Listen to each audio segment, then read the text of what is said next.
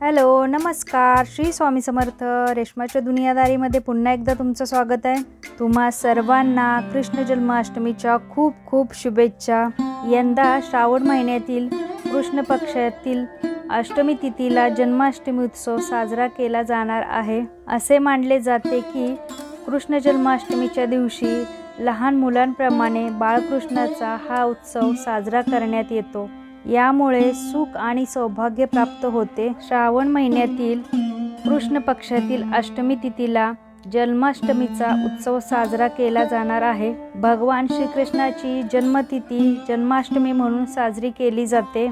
या दिवशी अनेक लोक उपवास करतात आणि भगवान श्रीकृष्णाच्या भक्तीत लीन होतात. कृष्ण जन्माष्टमीच्या दिवशी बाळकृष्णाचा पाळणा सजवून त्याची तयारी करून ठेवावी आणि मनोभावे पूजा करावी.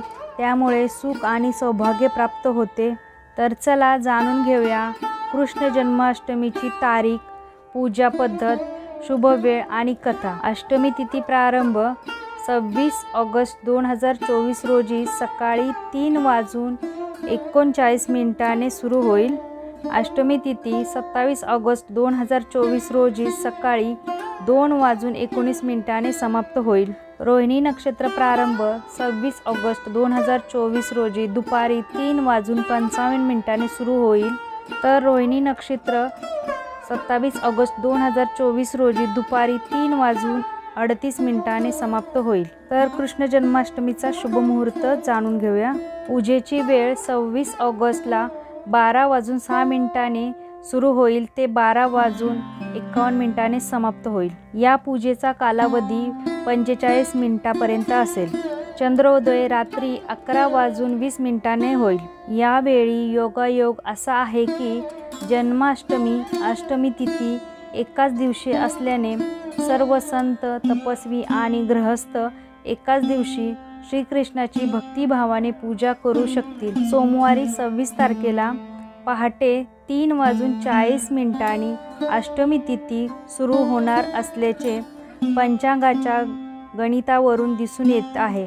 26 तारखेला पहाटे 2:20 अष्टमी तिथी समाप्त होईल. जन्माष्टमीच्या दिवशी रोहिणी नक्षत्र दुपारी 3:55 सुरू होईल.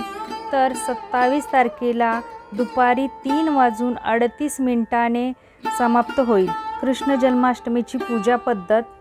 सकाळी लवकर उठून आंघोळ करून स्वच्छ कपडे घाला. त्यानंतर देवघर स्वच्छ करा. बाळकृष्णाचा पाळणा सजवा.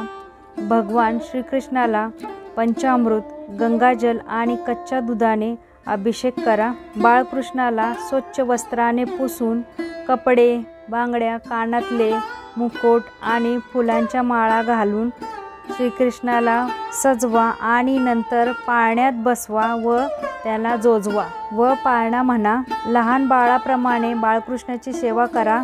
त्यानंतर तुपाचा दिवा लावून भगवंताची आरती करा. नैवेद्यासाठी लोणी, खडीसाखर, मिठाई, फळे, मखाने अर्पण करा आणि क्षमा प्रार्थना करा. तर अशी आहे कृष्ण जन्माची कथा.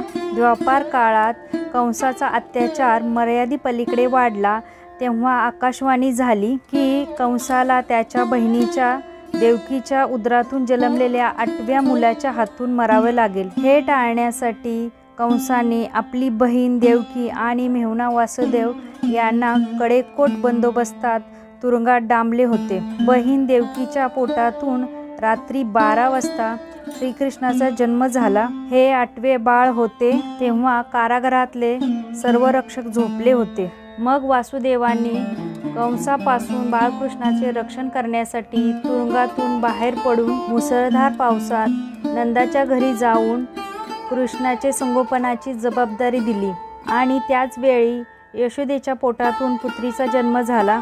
नंदाच्या या पुत्रीला त्यांनी तुरुंगात आणून देवकीजवळ ठेवले. असे म्हटले जाते की श्रीकृष्णाचा जन्म गौर जातीच्या घरात झाला असल्याने गौर जातीतील सर्व लोक त्यांना आपले पूजनीय देव मानतात आणि त्यांची पूजा करतात. जन्माष्टमीच्या दिवशी बाळकृष्णाचे भक्त उपवास आणि पूजा करतात. तर अशा पद्धतीने कृष्ण जन्म उत्सव साजरा करा. जर तुम्हाला अजून माहिती हवी असेल तर मागच्या वर्षाचा व्हिडिओ आपल्या चॅनलवर आहे, तो सुद्धा बघा। त्याची लिंक मी डिस्क्रिप्शनमध्ये देत आहे आणि कम्युनिटीला सुद्धा मी पिन केलेला आहे।